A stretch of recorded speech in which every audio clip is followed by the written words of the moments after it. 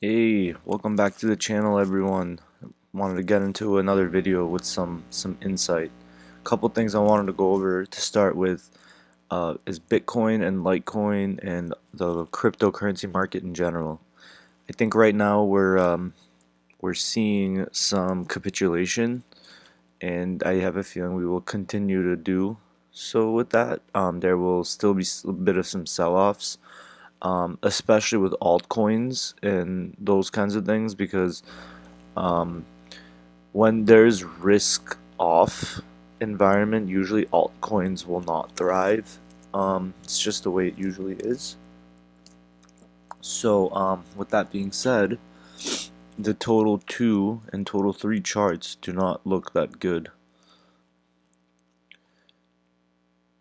This is total 3. This is excluding Bitcoin and ETH. But as you can see, we're kind of back to levels from November of 2022. So there needs to be some kind of catalyst again to drive the altcoin market. I'm looking at Bitcoin to make a maybe move up to 26.5 or 26.7 within the next week or so, I think. Just based on what's happening with the current macroeconomic environment. Next thing I wanted to get into in this video is trading inverse ETFs. I've noticed that there's not a lot of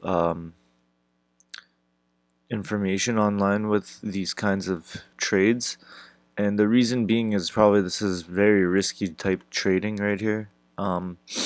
So like this, for example, is SOXS short. This is the semiconductor short. This is leverage 3x. Oops, sorry. It's carried by Direxion, the hedge fund. So this could be interesting now if you're trying to jump into this one. I mean, first of all, the risks that are associated with inverse ETFs. Risk number one is decay. Market decays over time, so therefore short positions go down over time. Number two, expense ratio. Inverse ETFs have the highest expense ratios. You're talking like maybe 1% expense ratio. It gets factored into the price of the asset, but still.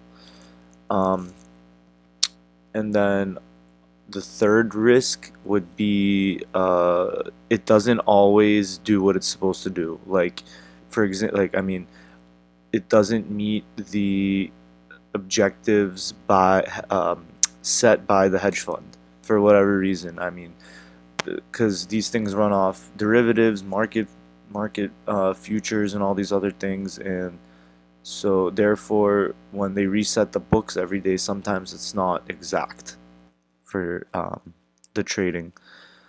Yang is very interesting.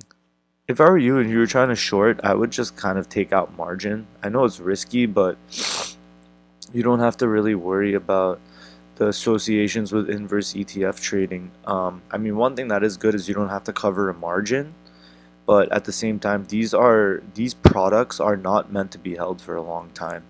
I mean, they recommend not more than a couple of days actually. So you could do the buy today, sell tomorrow technique, but you can't buy it and sell it in the same day. So yeah, unless you have 25,000 minimum in your margin account, which most people don't, unless you're a really good trader.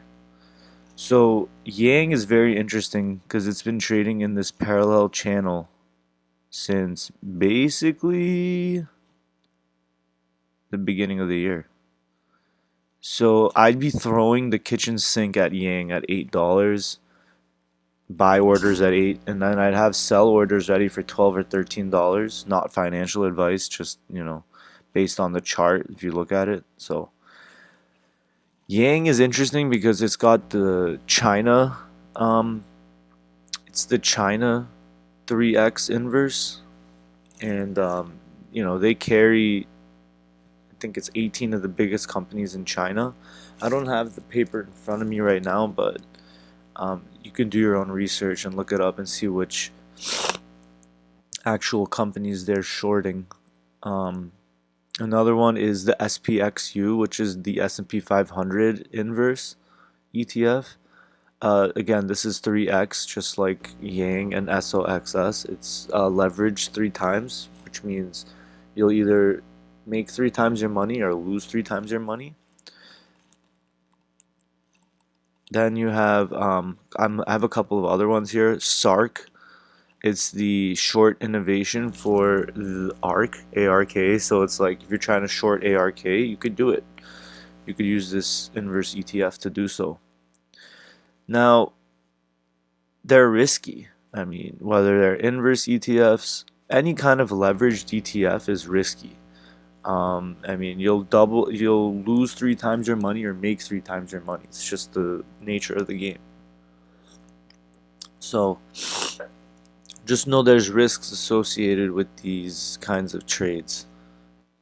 I actually not lost my shirt, but pretty close to it with SOXS. I was buying when it was right here, and then you had the big Nvidia earnings release where their stock went up like $100 in one day, and that's when SOXS took a big nosedive like that, just like completely, and then it found the bottom at 9ish, and now we've been just kind of playing in that area. AI is driving this hype. I think it's overinflated. I mean, I think AI is powerful technology, but I don't think what it's valued at is what it really is. It's overvalued, in my opinion, and there will be a correction, just like the dot-com bubble era. I mean, I don't think they're going to be like Cisco because I have a feeling they have a much stronger suite of software and they're just doing so much more. But at the same time, I mean, price to earnings ratio on Nvidia, it must be very high. I mean, it's been a while since I looked it up, but okay. So their price to earnings ratio is 109.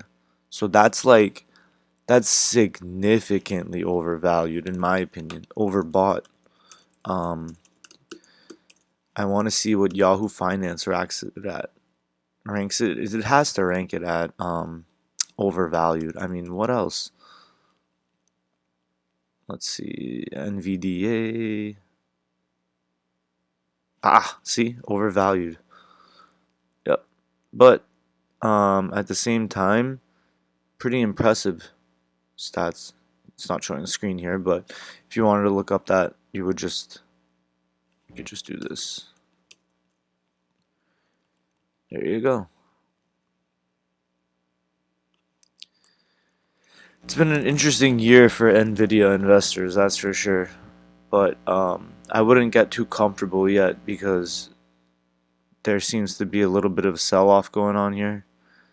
But at the same time, Nvidia has strong earnings. They make strong software, but I would tread carefully. Might be a good time to get into NVDS. You know, that's the inverse for Nvidia.